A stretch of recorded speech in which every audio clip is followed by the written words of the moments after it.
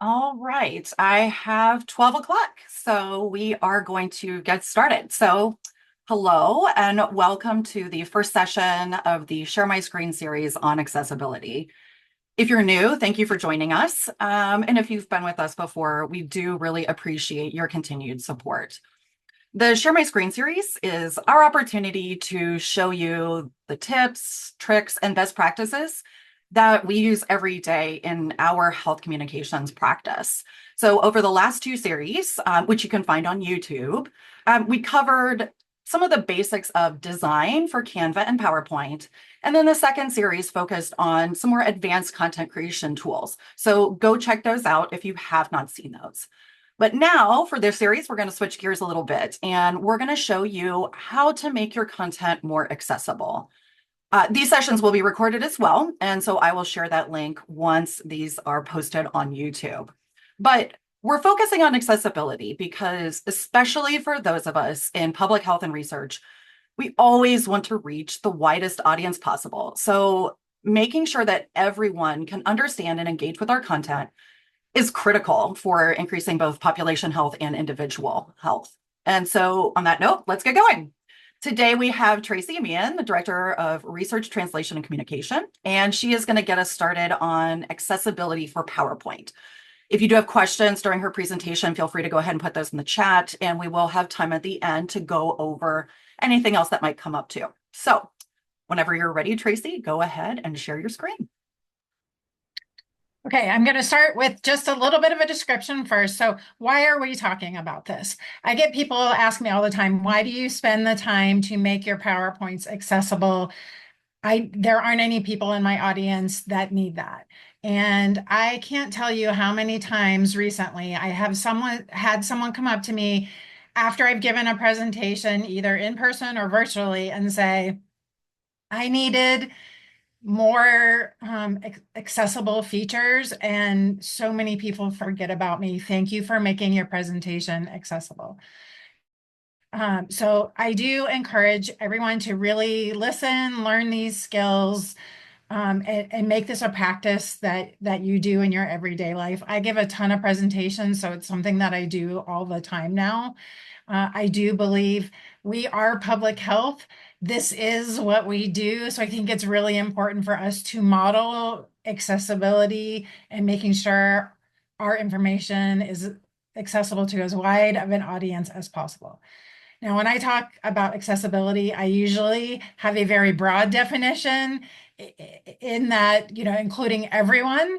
For today, what we're specifically going to be talking about really are the features for PowerPoint that really help people who have visual or auditory differences and abilities. But we have lots of discussions on other ways to make your information accessible. But for today, that's what we're going to be talking about. Okay. So, oh, just one last thing. PowerPoint does have a ton of features. We're not going to have time to go over all of them today. This is kind of an intro. If you want to do a deeper dive and learn more information, Katrina will be putting a link at the end of my presentation to our Searchsy accessibility page, which has a ton of great resources. So you can definitely check that out. Okay. So as usual, we're going to start by sharing our screen and just jumping right in. Okay. So hopefully you are seeing my PowerPoint presentation and my desktop at this point. And I thought it would be fun to actually share an actual presentation that I have put together. This particular one is actually on giving accessible presentations. So I thought it was appropriate. But I wanted to use this as an example. So the first thing we're going to do is talk about slide layouts and why those are important. So slide layouts are the kind of where you start when you're building your PowerPoint presentation. And I wanted to talk about this first because there's a couple of different ways that you can approach this. And you can either start from the very beginning and build everything you do with accessibility in mind, or you can go back afterwards. Having done it both ways, my strong recommendation is to start from the beginning. I think I've heard Katrina use the analogy. It's easier to make blueberry muffins when you put them in the batter at the beginning than trying to stuff the blueberries in afterwards. Totally agree with that.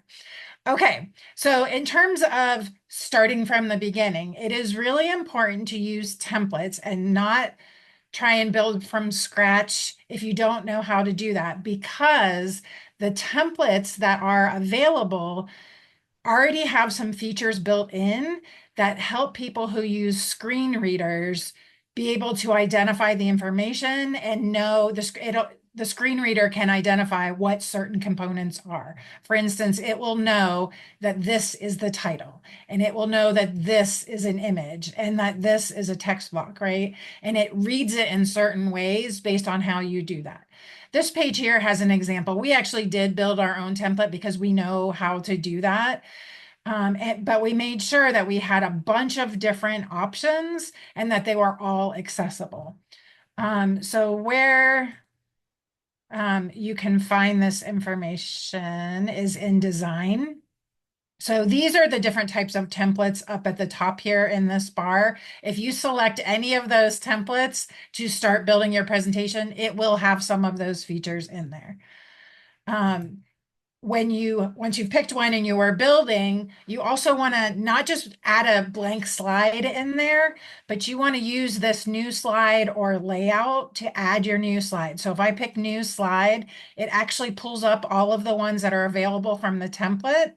And if I add one, say I add this one, you can see it says click to add title. That indicates to the screen reader, this is a title, or click to add text, same thing. Or you can select any of these things and it will automatically work with the screen reader. So please make sure you're doing that. Now, if you're in a slide like this and you decide, I don't like this layout, I want to go to something else for this slide, not add a new one. If you go to layout, you can pick a different one and it again will have all of that information built in there already. So please make sure that you're doing that. Going back to this slide, I also want to point out, I know that I am showing you a presentation that has notes in it. I'm doing that on purpose. One of the best practices, if you are planning to share your presentation afterwards, to put notes in the slide in the bottom so that people can access the information that you are sharing, especially if they can't hear it or prefer to read it, they will be able to see it in the notes. So I have that in my slides. Okay, the next thing I want to show is the accessibility checker. So if you want to check that you're building your slide to be the most accessible, you go up to the top here and you click on accessibility, and then check accessibility. Actually, let me close some of these things so you can see what it looks like from scratch.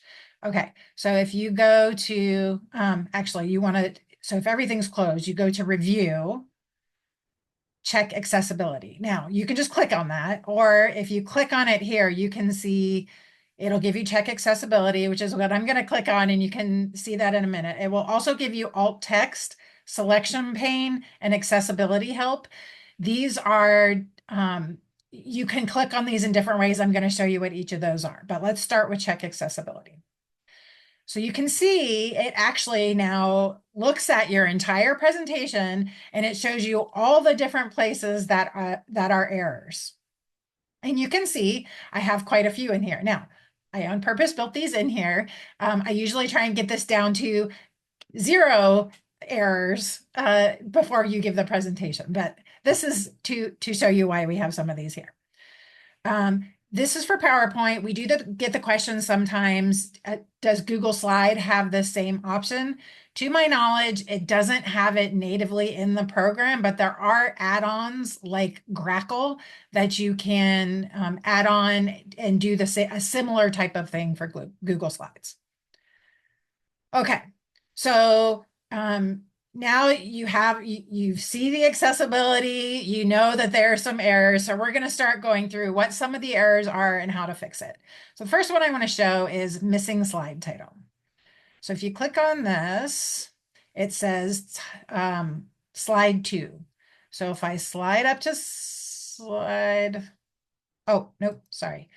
If I slide up to slide 6, you can see it automatically opens my presentation in outline view. So I can see over here the outline, and you can see on slide 6, there's no title. And you can see why for this particular slide, it is actually a video that I added to add some visual variety for layout. And if when I'm actually presenting, I'll be talking over it and you'll see this woman typing as she's working on her computer. So I don't really want to put a title over that per se, but if I don't have a title, somebody that's using a screen reader won't be able to easily navigate through the slides. So they wanted to come back to the slide for some reason. So we still do need to add a title.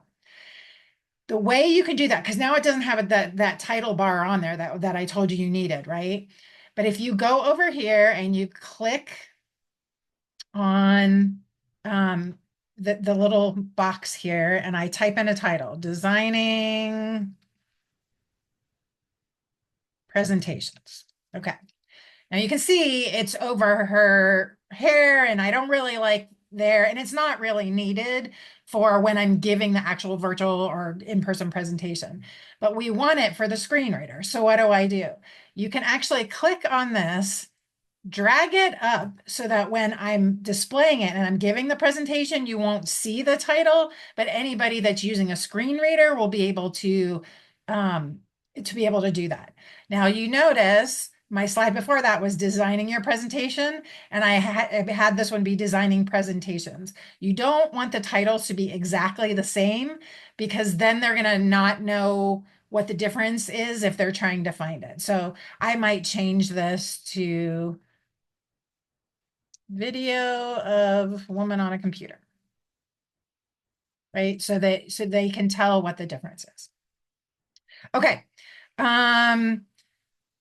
Another thing, so as you can see, that slide 6, the title went away, right? So I fixed that. So as you fix them, they will get deleted.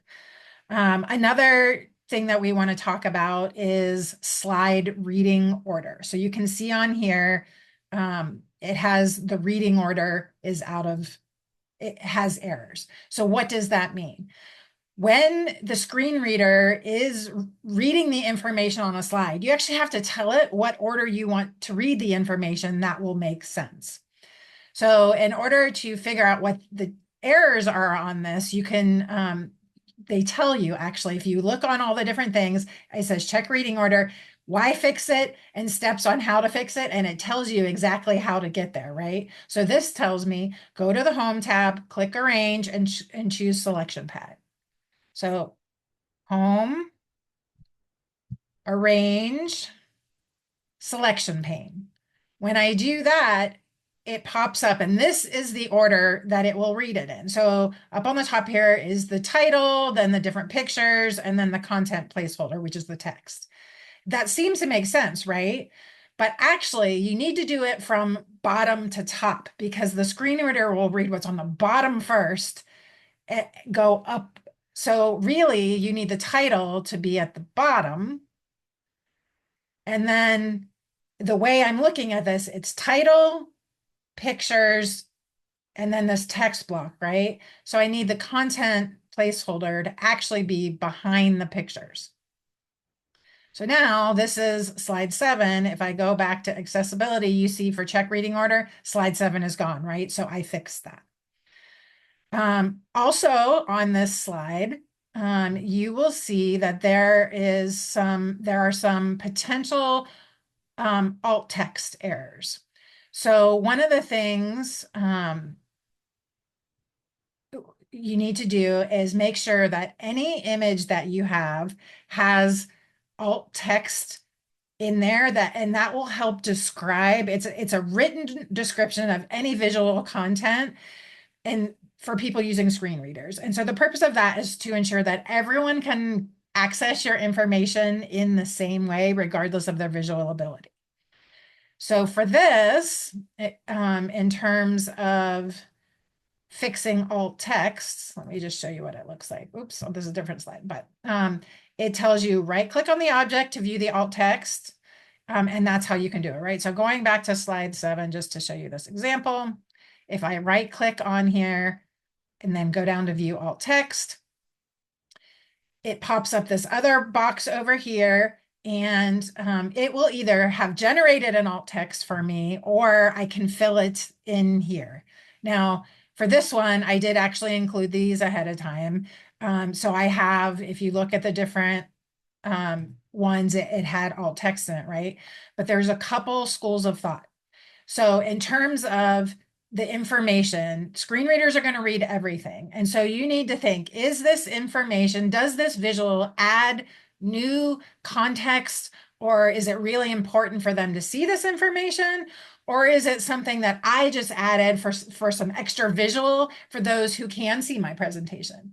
In this particular instance, if I click on these other ones, you can see I actually decided that the icons really are exactly the same thing as what the text is saying. So you can actually mark those as decorative. And what that will do is the screen reader just skips right over it. So I literally would just click this button here, and now the screen reader skips over it and it won't read that. And that can be good, so you're not, it won't say design icon design, because it's not really adding anything extra. But if you want to make sure that you're having alt text for pictures or other types of things, I'm going to go down to another example here. So if we go to slide 28, just wanted to give a few best practices. So in terms of alt text, you usually want to keep it to 1 to 2 sentences. You don't need to use phrases like an image of or a graphic of, because the screen reader will say that already. You don't need to make this, don't make it a series of words, like actually describe it. And you want to make sure you're adding any context that relates to the topic of the page. There are a ton of great resources on there. Again, a lot of these are on our accessibility page on Tracy, and you will get access to that. Okay. This is another example. So this is a picture.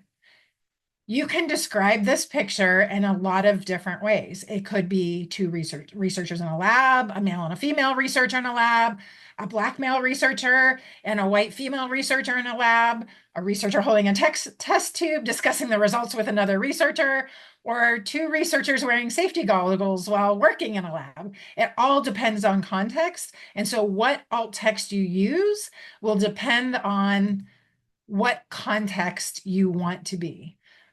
So just for ease, you just type in two researchers in a lab, and there you go. Now that is what the screen reader will read.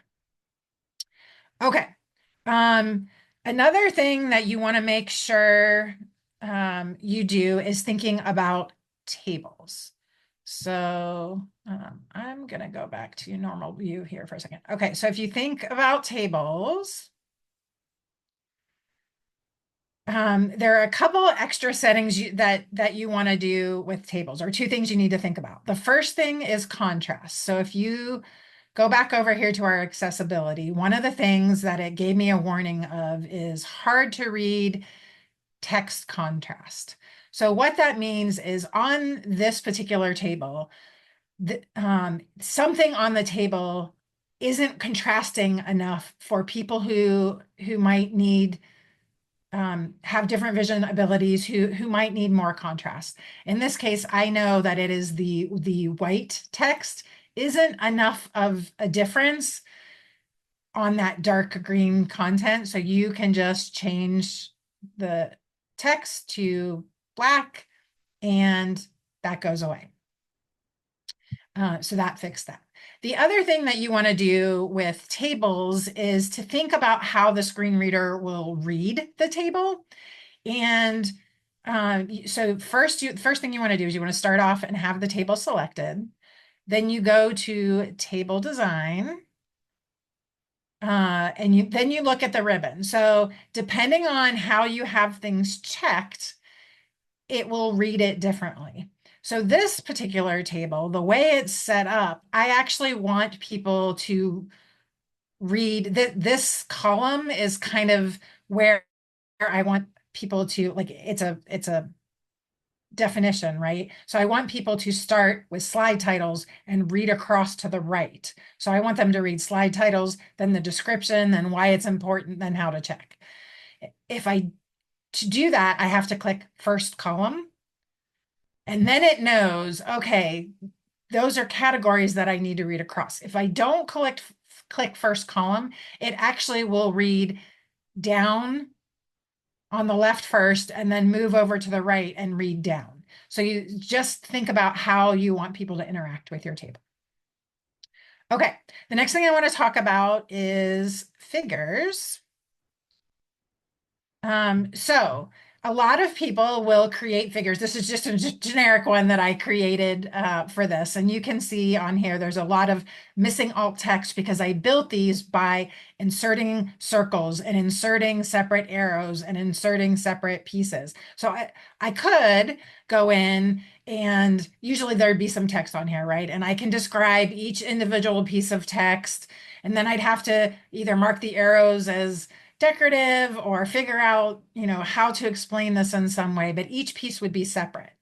And really, in most cases with a figure like this, you're talking about the whole thing as a whole. So the best practice really is to select all of them and group them to make them one image.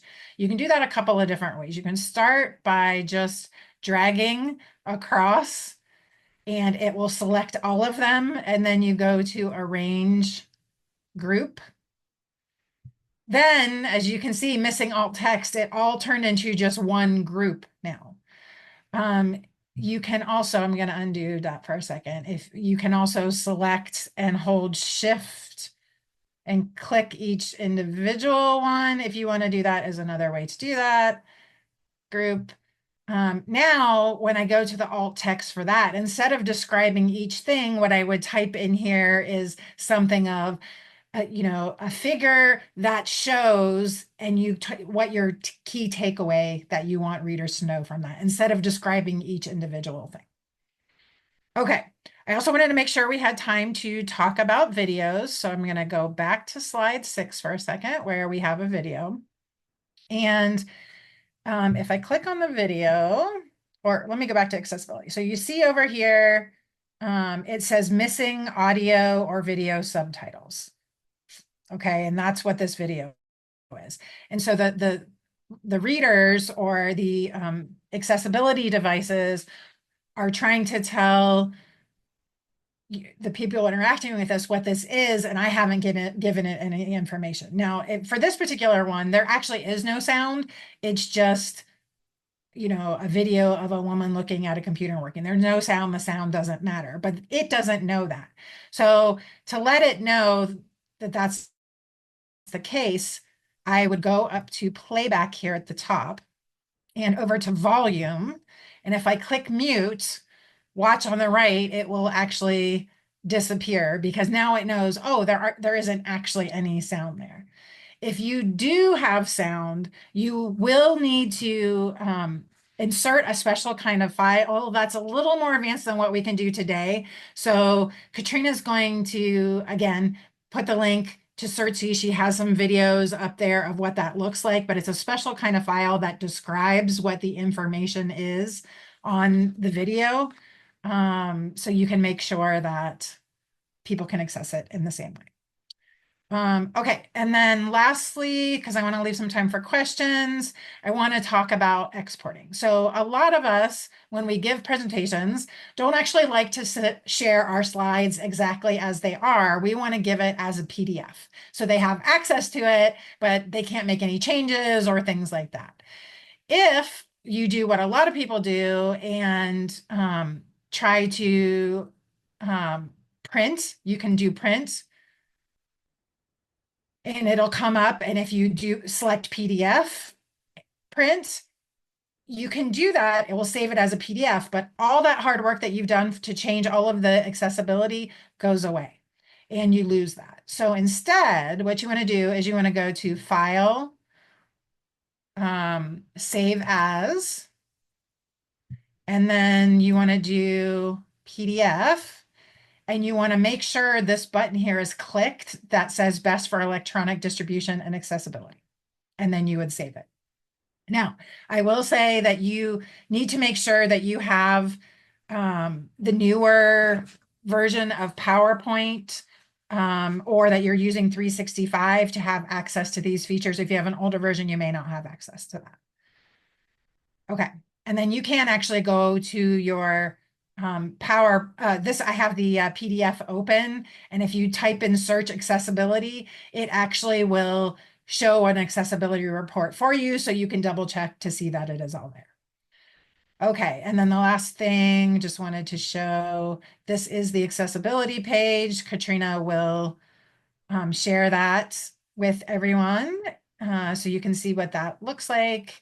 And you can see we have tools and resources, different kinds of documents, alt text, captioning, all kinds of color contrast, all kinds of great information here. So hopefully that will be helpful to everyone. At this point, I'm going to stop sharing my screen and see if there are any questions. All right. Well, thank you, Tracy, for that review of PowerPoint accessibility. I will say, like, I know that for the people watching that this is a lot of information, and this is actually one reason we do make sure that we record these, because we know it's important to go back. We know it's a lot, but as we said from the top, people, it does really matter. We do hear it from people all the time. And again, as public health professionals, as researchers, we really need to be doing the work to make sure we're really serving these communities. So at the moment, we do not have any questions. Again, I think this is probably it's a lot of information. It's tough to digest at one time. So again, as people are kind of going through these, we always will welcome questions. You can just email us at info@cirtc.org. We're always happy to take those questions after the fact. But yeah, I don't see anything coming in for the moment. So let's go ahead and one more thing here. So, all right. Well, again, we do appreciate your time and attention here. And again, any other things that come in between now and our next iteration, which is on November 4th or November 14th. I still can't believe we're talking about November, but that's when it will be. And we will be covering accessibility tools within Canva. Now, Canva does have some limitations to its accessibility features. So we're going to point out what you can do both in Canva and then how to make Canva content more accessible as you go out and use it. I did want to make just one other quick programming note before we sign off here that we will be taking a break on the Share My Screen series for the first quarter of 2025 so that we can focus on our Virtual Media Institute. And I will have information about that at the next session, and we'll share information about that in a future email as well. So keep an eye on your email for the link for this video today. I'll send that out in the next couple of days. But thank you for joining us today. And we hope you learned something that you can use to make your presentations more accessible. So thanks again and see you next time. Looking for more HealthCom content? Check out all of our trainings and resources at cirtc.org.